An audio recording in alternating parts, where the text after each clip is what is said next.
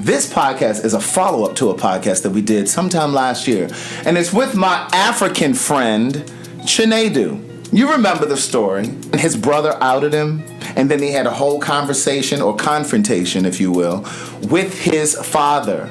And he wanted to revisit the conversation with us and share with us where they are now in their relationship. Is it strained? Did it make their relationship stronger? Let's talk to him and see. This is very personal work for me.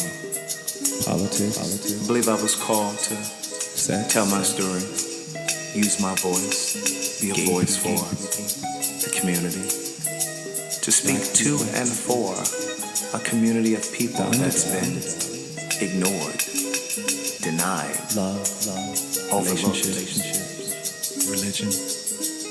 This is my life's work. Religion. I want to use words to uplift, heal, inspire, encourage. Do something different. Every Monday at 10. Good day, thinkers, thought leaders, progressives, and dreamers. I'm Craig, the writer Stewart, and this is So Much to Say. These are my thoughts in my voice on black shit, white shit, gay shit, and everything in between. So, Chinedu, it's been probably a year since we podcast the first time. And you had quite a story with your family and how you came out, or quote unquote was outed, by your brother. And what's the relationship like now with your dad? And then I want to talk about the relationship with your brother since you've come into the community. Okay. Hello. Officially. It has been an interesting journey with my dad, just as most parents would be. It's been an undulating relationship. Mm-hmm. Some days he deals with it better than other days, but I mean, his love for me has been his love for me, but it was very difficult. The needle hasn't moved too much, but again, with other family people and friends, they've kind of made me understand that you have to understand that it's still shocking for him. Mm-hmm. So the most important part is that my dad never stopped loving me or caring for me. It's just he's trying to figure out in how he is wired, how's he going to manage this type of thing. So, and the thing that I always say to people that are having a difficult time with their family or their parents grasping it, even in the case with their friends, you have to give them the opportunity to wrap their brain around it. Because how old are you? 26. Are you really 26? Yeah, I turn 27 next week. Oh, okay. Because you kids be acting like y'all don't really want to say your real age. But no, I'm down, Craig. If it took you well into your 20s to get comfortable enough to start acting on the feelings and even sharing with people that you are in fact attracted to the same sex, you have to give them the same courtesy. You have to give your family members, and I thought about that with my own mom, and I've shared this story before, but I remember telling my mom, and for like the first few weeks, it was really difficult for her, and our relationship was kind of shifting. And I had to remind myself, listen, it took you 22 years to get comfortable enough in your skin to even act on the feelings, let alone start telling people. So you expect her to be okay in a matter of weeks? Like, you have to give them the same courtesy. Yeah. And the funny thing is, you said that when we talked, and my mother told me that as well when I was, when it was getting hard as well for me. Because I think it's just, because I think what happens is, because we've been hiding for so long, and now we're being our true selves, we are almost selfish to the point that we don't see anybody else moving through it. We're like, nah, you got to see me as I am now. I can't take it no more. Right, and you want to ready them. Yeah, hello. And it's so interesting because I've as a creator, as an artist, I want to create a project, whether it's a movie or a short film or something, where we see that dynamic. I want to see how the parent maneuvers through knowing that or finding out that. Because whenever we hear these coming out stories, we always hear it or see it, we always see it from the perspective of the person that came out. We don't really see it from the eyes of the person. Like, what are they thinking? What are they feeling? What are their emotions? We see their reaction. They put the child out, or they beat the child, or they take the child to church, or whatever it is that they do. But we don't really see the emotional side of it for our family members and loved ones. So I really want to see that. I think about that sometimes, like when my mom asks me, how am I doing? In my head, I'm like, no, girl, how are you doing? Right. Because I've been doing this. Right. Well, like, what's up with you? Like, because no one's there with you. So what's going on with you for real? Like, what's up? And, everybody will say fine, but it will be, maybe if you put that into perspective, if you did that, it could help the people like myself understand a lot better that this is it's taking two to tango. Like, this is a two-part thing. So how is your relationship now with your brother? So that's interesting you ask. It's probably just about the same. But what I really realized is, and this experience, one, I love my brother, always will. But what I learned from this experience is, me and my brother just never, as I've said before, we never really saw eye to eye before. So this situation didn't really change much, but what it did is it gave me a real concrete reason to say, okay, I don't fuck with you, or da-da-da-da. Something to point to. Exactly, because when I think about it, it's like, we've never really had much of a relationship. Even when we were cool, like, it wasn't really based upon, and it's no shade to him or I, it's just, it didn't happen for whatever reason. So things about me and him, it's been a little different. It's a little, it's a little distant, I miss my brother because he's the only brother I got. But I still, But you do have a sister, right? I have two. Two sisters, okay. Yes. And that's a strange thing, because since we last talked, we're adding a little bit more tea to this kettle, because now the story's getting interesting. Since we last talked, my brother's had a child. Okay. So with him and I not discussing much, especially after the podcast, I would have wished you asked me that first, because come to find out, I did the podcast, was telling you, like, shit, my people will never hear about this, but it went viral in my community. Like, people were passing off the link to your podcast via WhatsApp. I was learning about these things. Like, It was being spread. Like, it was the talk of the African community. So when my brother had that baby, what was interesting is, like, there's been this, because me and him have distance, unfortunately, the baby suffers as well. I don't get to see him. You haven't had a relationship at all. And again, there's an African proverb says that when two elephants fight, it's the ground that suffers. Yes. And regardless of anything, that boy, his issue is not with me, and mine is not with him. Even if me and my brother have our own things, there are certain things as an uncle that I have to give him, and he to I, just as families are. But unfortunately, that's never the case. Like, I've barely ever seen that boy, and it's unfortunate.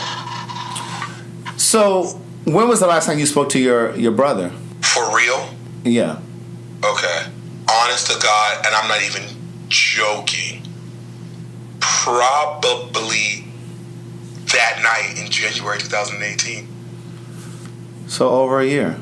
Almost 2 years. Yeah. So when you said for real, so has there been any contact? Maybe there's been like a short text message here and there? Or? Yeah.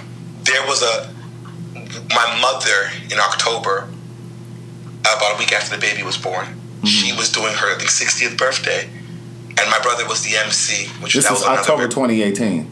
Yeah, which was very interesting. My brother was the MC of the event, and basically, the family was helping out, and there were certain traditional things that the men of the household are supposed to be doing. So, like, I had to say certain words to my brother, but there was just coldness. There was not much of a response. We haven't discussed. I've reached out to him to sit down, which even in theory, everybody keeps telling me to be the bigger man. I've been the bigger man. I'm the younger man. Like, I don't understand what that means. And I feel like it negates him from what The problem that I had in the first place is you're supposed to be my protector because you're my eldest brother. And I think there's this idea that I should be the bigger man and I should kowtow and apologize because people don't like what the podcast said, what I said about him on the podcast. Because that's everybody's issue, that you read your brother on the podcast. Yes, and reading, usually when you read something, it's been written. I didn't write it, I just read it. Well, that's first. So shade. Secondly, I think people are forgetting because that podcast came out in September, recorded in June. January is when I came out. You had from January to June and you did nothing. And everybody disregards that period. Like, he wasn't there. He didn't apologize for how he came at me in the house. But what's the age gap between the two of you again? 6 years. Okay. So he's, 32? 32, about to be 33, yeah. Yeah, grown, okay, with kid and wife. So what do you think it's going to take to repair the relationship between you and your brother? Do you think it will ever be repaired? Probably not. And see, this is what I think happens. This is a part of the fear that some people have in coming out. Yeah. They worry that their relationship will be fractured with family members or with friends. You know, so that adds to the isolation and this closetedness. You know, closetedness, I should say. Yeah. And that's what kind of keeps people trapped. Yeah. In theory, I'm further. In theory, I'm actually further from my family now than I ever have been.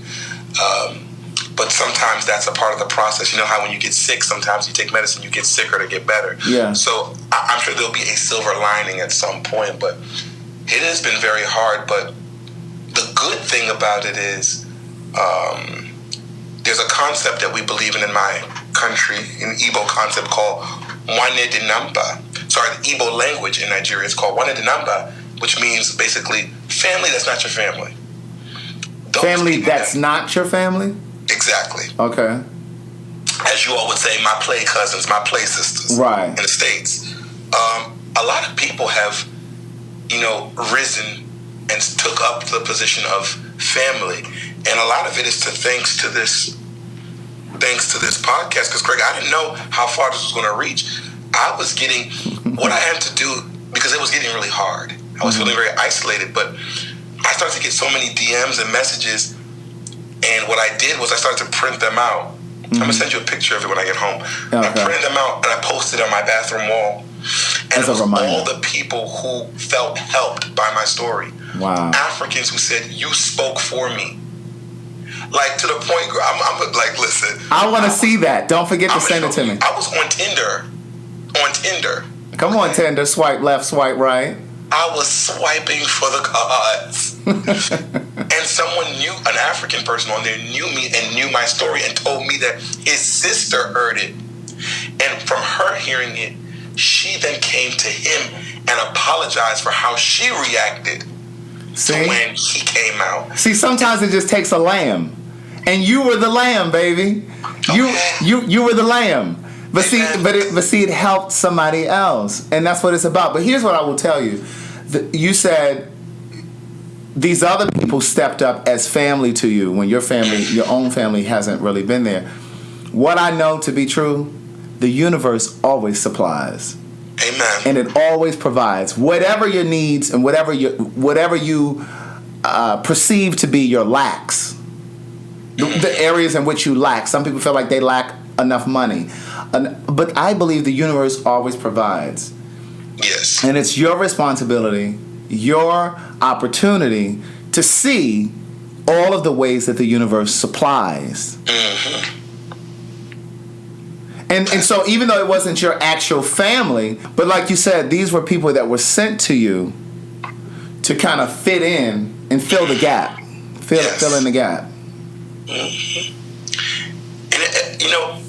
And, to be honest, I felt proud because even though, again, love my family, all of them dearly, and none of this was to ever demean my family, demean my culture. I think what society hates is to see themselves. Mm-hmm. It's a mirror. If you put a mirror in front of white people of what they did back in the day, they would claim that it wasn't them, that couldn't be us, never us.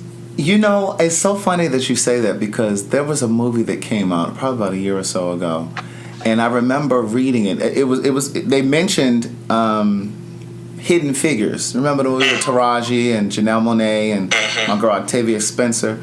Yes. They were saying that because there were a lot of discrepancies with that movie, and I spoke about this before on a podcast. You know, there's this white hope that often happens in these black movies. It happened in what's the movie with the white woman, and she adopted the young black boy, and he was a football player. What the girl who was she played in Speed? What's her name? I have no idea. Oh my God, I gotta think about this girl, and I know you guys listening are like, oh, her name is oh my God, what's her name? She's a white girl. She has dark brown hair. She was in Speed, the movie Speed. I'm Googling it right now. And she was in the movie that she was in with the little black boy, where she adopted him because he came from an impoverished family. Sandra Bullock, yes. All of these movies like that have what they call the white hope. And they identified in this article that I read, they talked about how the white hope was even present in Hidden Figures. Here was supposed to be this movie about these three black women that were mathematicians. Well, one in particular was a mathematician, and it was supposed to highlight them and their accomplishments and how they, you know, their genius really paved the way for all of the things that we do now in terms of the GPS system and even getting to space and all of that stuff. Yeah. But there were discrepancies in the movie, things that didn't actually happen. And in this particular article, they were saying how in the movie they showed the white man invite her in to watch the spaceship actually take off. But the real woman said in this article that never happened. She was at her desk. She was not allowed in that room. And so there were other discrepancies. But the purpose of the article was to talk about how white folks, they put white hope in this movie so that white folks don't feel so badly about how they treated us. About what they did. And it gives white folks of today this feeling of, oh no, we couldn't have been that bad. See, look at this white guy. He had a heart. He was this, you know what I'm saying? So it's really interesting that you say that. Yeah, and what's so funny about that concept, because I'm like, you know, the biggest part is that everybody kept asking me, you know, why did you do it? Why did you do the podcast? Why did you do the podcast? And I said, you know, this is necessary. It's unfortunate, but this is necessary. And somebody has to be an example for this to stop, even if I don't get to benefit from this. And I think that's what people forget in what I like to call martyrism. Sometimes you don't get to reap the fruit of the seeds that you sowed. Absolutely. And if it helps 10, 15, 20 other people, great. People couldn't understand it. So, you know, my sisters and my mother are nurses. So I broke it down in the terminologies that they know. I said, think about your nursing books. All those people that are in your books that are examples that are used to heal the world. Somebody had to be an example. Somebody had to say, hey, I'm going to use my body, or I'm going to allow my body to be used for pictures and graphs, for testings. Or my organs. Or my organs, hopefully, willingly, because we know about, you know, Henrietta Lacks. Absolutely. Come on now. But the point is that somebody had, and that's the thing. Everybody is wondering who somebody is going to be. And I'm raising my hand because I know I want it to be better. I don't mind being sacrificed. And she asked me, and I said, honestly, I don't, because the way I discussed it with my God, if it's for the betterment of humanity, who am I to be selfish enough to sit back? It's wrong to be. So I love my family, and I would love them to be all cuddly and kind with me. But if I can help more people rather than just myself singularly, I think God will be pleased with me. Well, so is your relationship strained with the females in your family, the women in your family? No, not at all. But the thing is, because, I don't know if they even know this or if they realize this, because an African family, like most black families here, are very male-driven, there's been a lull. They follow the lead of the men. Yeah, although, my sisters are very much independent, but there is, the climate is different. They don't want, and they don't want to get in between. They do their work on the sides and try to, speak to, my dad, I'm sure, my brother, but it's hard, and it's different. Like, it's weird. What's weird is if we reverse this, if my brother and my father were fine with it, and my sisters and my mother, your father and your brother would do the work to turn them around. They would, as my sisters are doing. But the thing is, the house wouldn't be as divided because the men rule, in a sense. They set the tone. I don't come around as much because I don't feel the comfort of being at home. And it's not, I think my mom is doing what mothers always do. She's there for me. She's very, as are my sisters. I want to be very clear. My siblings, my sisters are very, very much my fighters. But it's that male influence, vibrato, that chauvinism that's in my dad and my brother that just, it makes the air different. And for me, I'd rather you all enjoy thyself than me come in a situation to shift the and atmosphere. Make it even more tense. Right. So let me ask you this, because I really believe that being gay is a responsibility. Or being same gender loving, period. Okay. Or even under the umbrella of LGBTQ plus. It's a responsibility. And I believe a part of that responsibility is to teach. And even though people sometimes say, well, that's not my responsibility. And I used to get really hung up on celebrities that I knew were gay that weren't really speaking out. But I've learned not to get distracted by that. I just simply celebrate those that are courageous enough to live and stand in their truth. So what have you learned from this, and how do you use your gayness, if you will, to help someone else breathe easier? Well, one, I've learned that nothing in life comes easy. And my gayness, to be honest, it's empowering, but I don't make it that big of a deal. Right. My gayness is like my albinism. It's something that is unique, but it's not the only thing. So I use that as just yet another thing to propel me to do the work that I do. And all my work isn't gay, but I'm gay in all my work. Right.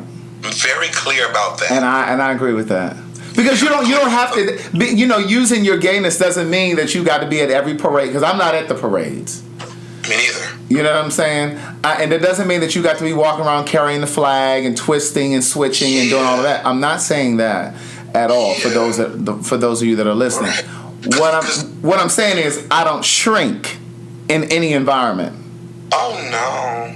I don't shrink. I actually feel like I stand taller. Because now I feel like I even have a bigger mission to represent now. Like, since then, like, I've still done my thing. I've used it as motivation. I remember in Kanye West's song with Beyonce, Ego, he said, use the arrogance as steam to power my dream and my ego. I use the misfortune, what people will call misfortune, and I turn it into fortune. I take the sadness and turn it into success. Like, all that happened pushed me to say I need to be more independent. Since we last talked, I'm back in school getting my master's. Got 1 semester left. Since we last talked, I became a Forbes 30 under 30 scholar. Like, I'm not letting anything slow me down. And the girls are going to gag when they see what I'm going to do. Because the thing is, actually, it's funny. I actually thank a lot of people that didn't support me, because maybe if you supported me so easily, I may have been a little bit more complacent. Who knows? But you can't do stuff without me, that has, like, okay, girl, I'm gonna show you. That has really pushed me to do better for my education and to show what this gay man can do. So do you still have the financial support of your dad? I have the financial support of Jehovah God. The truth of the matter is, my dad will always be there for me should an emergency come. But what this incident also taught me is, you got this. And I have been having it, and I've been doing all things on my own. Here and there, I've asked my mother for help, because nobody is perfect in life. But Jehovah God has made a way for me. And I'm not even being funny. Like, I'm not the richest, but I've never been broke. So God has provided for me, and I've learned to follow His will, and everything that I've needed has found its way. I don't know how. Craig, I'm trying to tell you, I don't know. Well, it's not your responsibility to know how. It's just your responsibility to move. Don't you get me shouting up at That's it. But here's my follow-up question to that. Because there is this absence of a relationship with your father, which I can tell from this conversation and the last conversation that you hold him very dearly and you really respect him, is there some sort of an emotional void? Do you find yourself searching in your personal life or in your dating life for that love or that affection or that attention that you don't have from him? See, y'all can't see me, but I'm tying my weave up because... Did I hit a nerve? Craig is trying to scalp me bald. I'm trying to scalp you bald. Did I hit a nerve? Okay, good question. Since last we talked, I actually have not been dating, and I've been staying away from that. One, I'm busy. I'm too busy to be booed up right now, no shade, getting myself together. But I do feel the lull in my emotions. I do still think that I want that daddy feeling from my father, first of all. Like, I've actually had to, usually when I have something exciting to tell, like I would run and go tell my dad. But when you look at like toxicity, I can't keep calling him if everything he's going to say is going to always be back to sexuality. Like, that can exist, but let's talk about something else.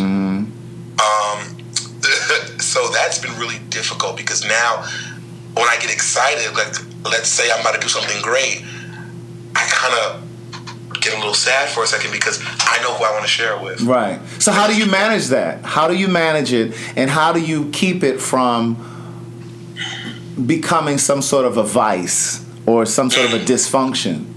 Because oftentimes, and the reason I ask that is because oftentimes, as I've gotten older, you know, I'm 43 now, I tend to get younger guys drawn to me. 25, 28, 29. I've heard that tasted. I'm sorry? Nothing. and some of it, you know, I have to really be prudent about it at times, because sometimes it is because they have or suffer from daddy's issues. Yeah. And they're gravitating to me because I'm older. I look younger, but but because I'm older. So how do you prevent that from becoming some sort of a vice or dysfunction? Yeah, because that actually, there was a guy who I was talking to who was very cool, very great. And was he older? Very successful. He'll be an ideal son that an African would want, as in did engineering, like the top sciences. How old is he? He is, I want to say he's 44 or something like that. Okay, so he's... And I've never thought of dating that older, at least not in this mature That's about state. 17 years older than you. Hello? Okay, meaning he was going to college when I was busting out of my mother. So, but I actually had to stop myself because I noticed that although I was liking him, that there was some compensation going on. And I don't think that's fair to anybody, him or me. So what I do in those moments is I just have to step back and just think.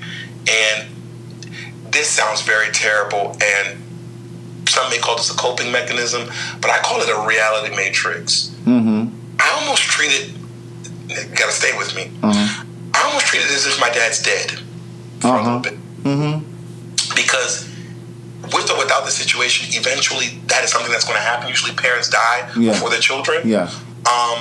So in a sense, I do that so I can at least mitigate the shock of why can't I talk to my dad? You know, when I think about the stories my dad has told me about, you remember I think I told you all when my dad's father died, he was, you know, he couldn't go back to Nigeria due to his immigration status.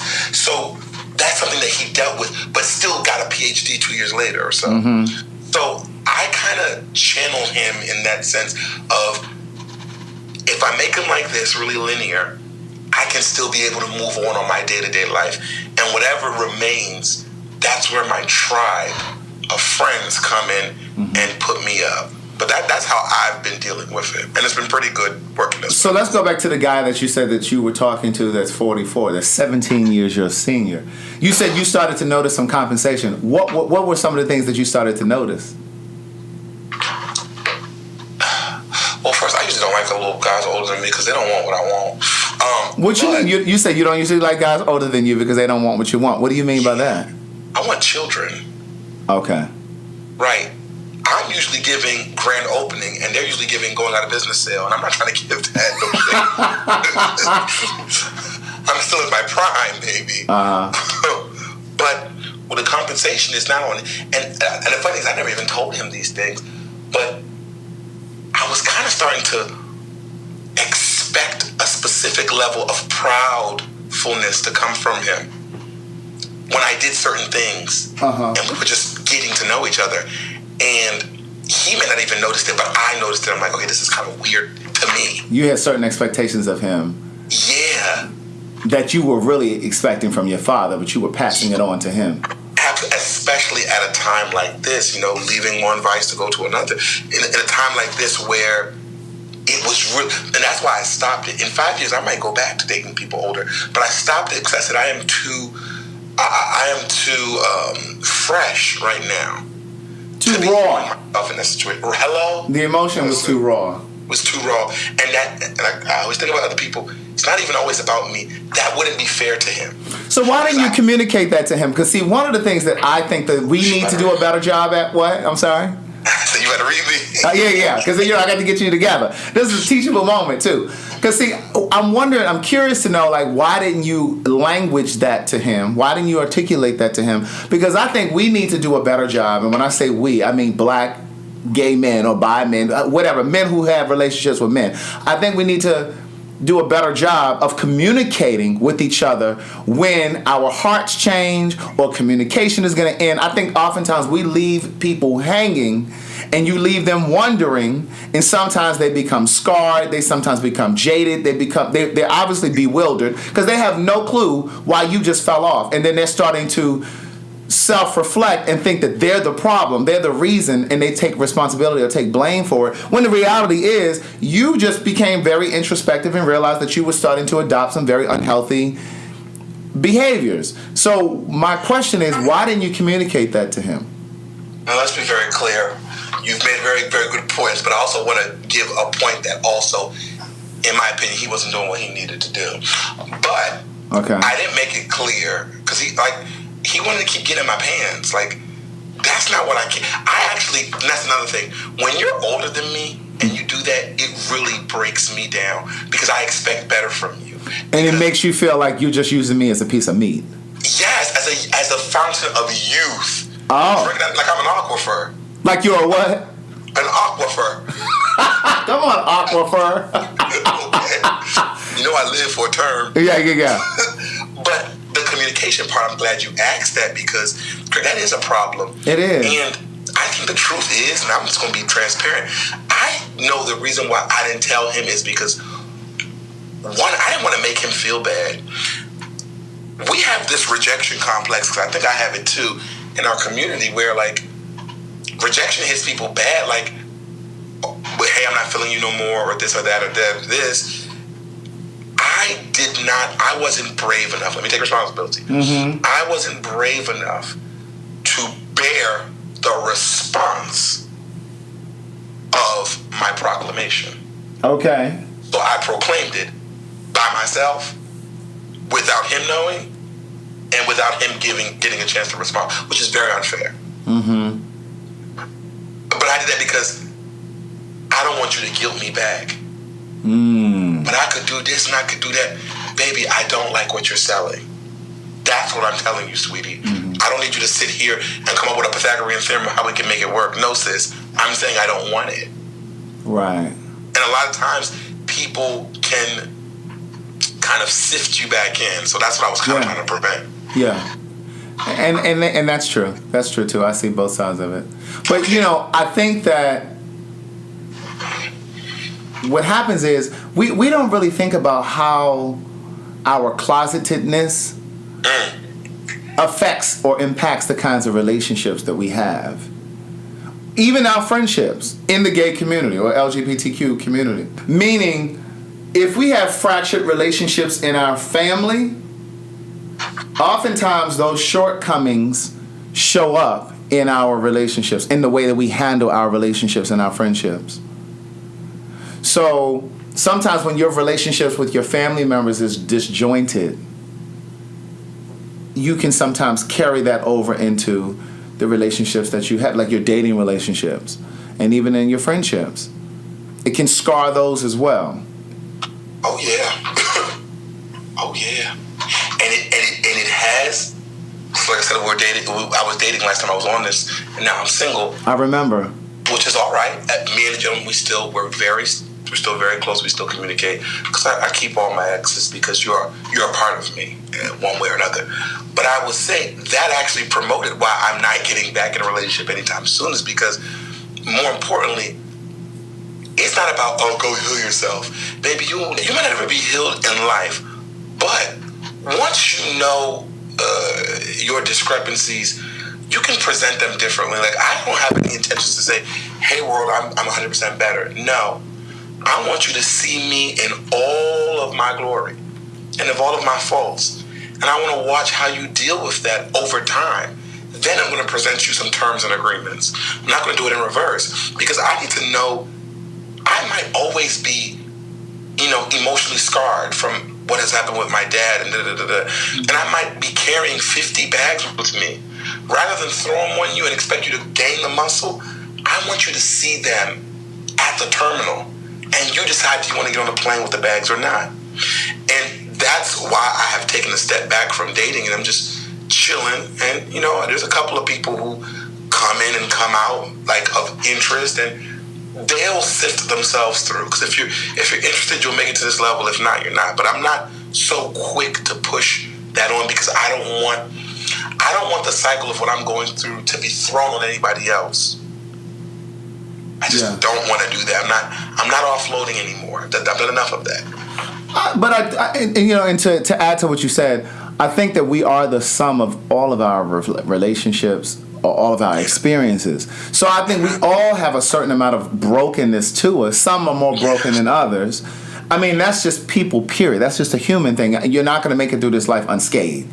But I just think as individuals, we have to learn how to manage our brokenness and still be able to progress and move through relationships, whether it's relationships at work, personal relationships, friendships, romantic relationships. Like, you still have to be able to maneuver with that level of brokenness and not allow it to overtake you.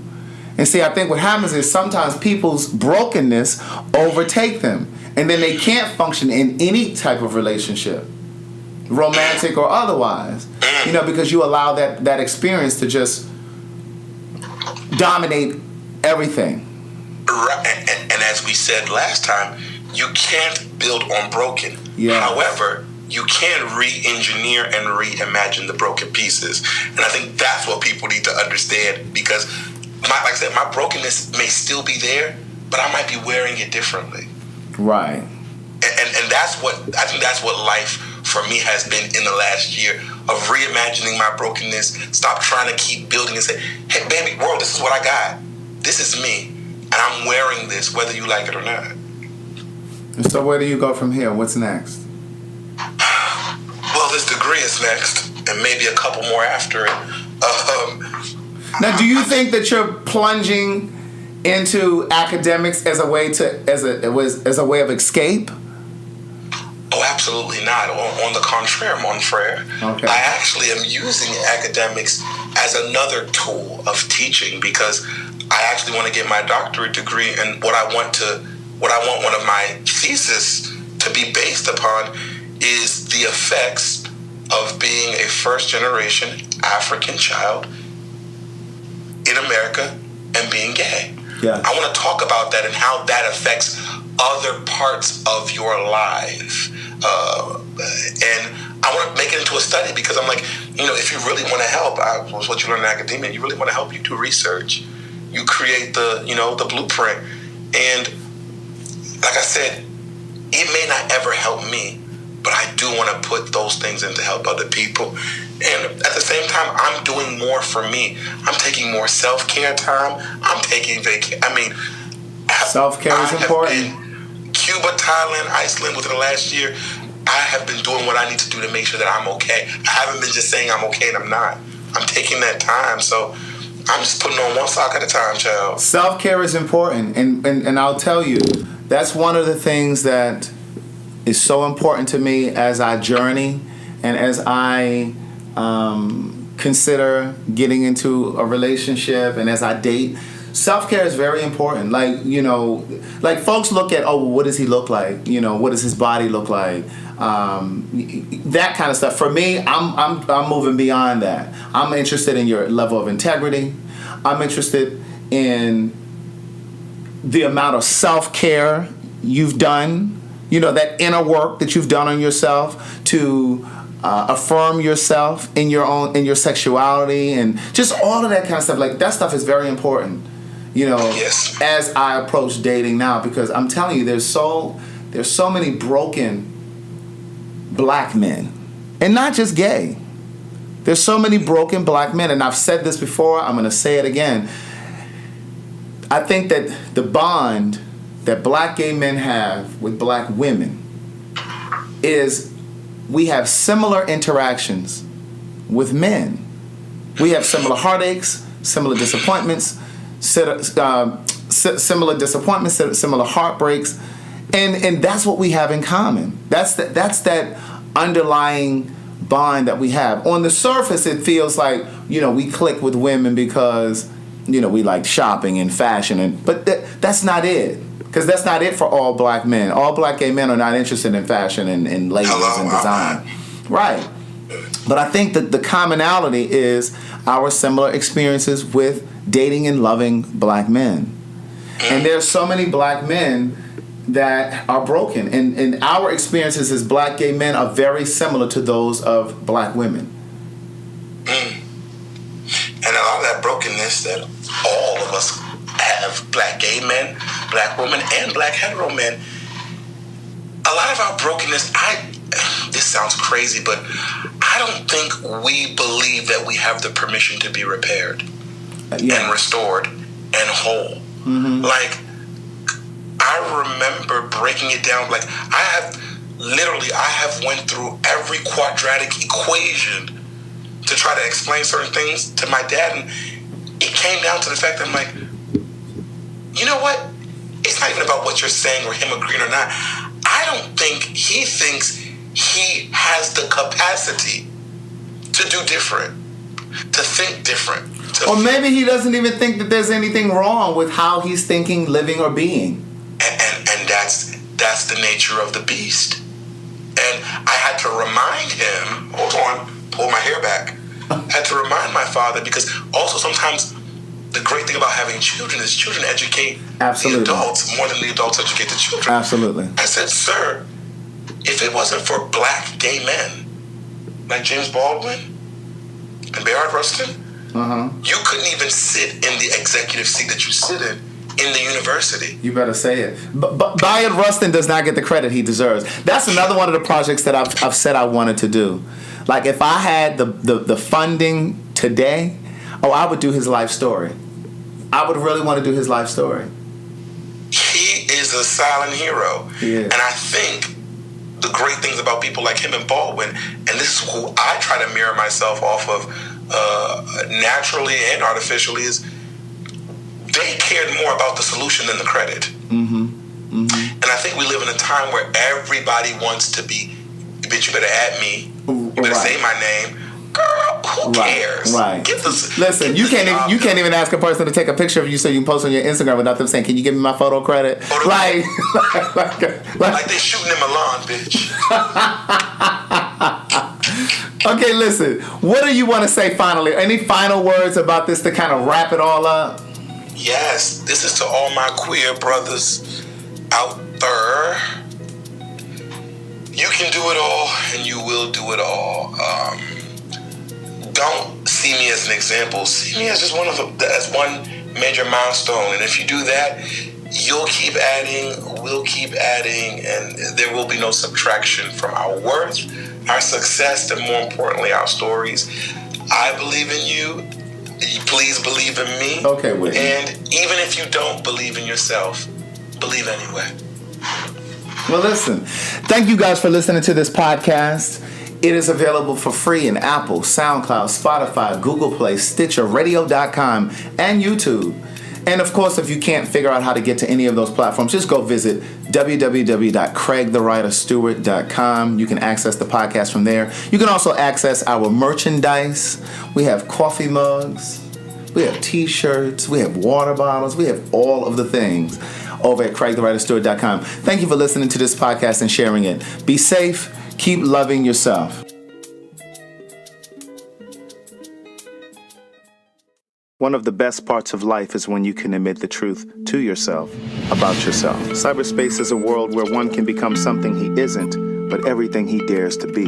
I wasn't interested in getting attached to anyone, and I knew I wouldn't take anyone I met online seriously.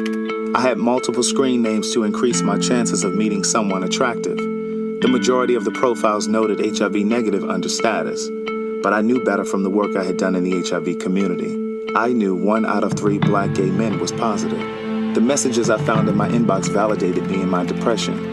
In some strange way, they reinforced that I was worthy and deserving. My days consisted of waking up and logging on to see how many messages had accrued overnight. Months passed before I got honest with my therapist about what was happening with me. And before I knew it, I heard myself say, I've been having sex with people I meet online. To listen to more of Words Never Spoken in Memoir, visit audible.com. I was involved briefly with a married man who believed he had the courage to leave his wife to be with me and to live his truth. This isn't the typical story of a married man promising to leave his wife for a secret lover. Rather, this is a story in part about a gay man who knew he was gay before he got married, but chose to marry a woman because he didn't know how to break free. Rocky and I met on a gay social media site 3 months after I returned to the East Coast to live, and just 11 months after he was married. At the time we met, he was living and working in Dubai as a contractor for the government on a military base, while his wife was stationed in Tallahassee, Florida, where they had a home. In one of the first messages he sent me, Rocky shared that he was married, but that he had regrets. He explained that he had come out to his mother and siblings when he was 18 years old. He sat them. To listen to more of One Thing for Certain, Two Things for Sure, a memoir continued, visit audible.com.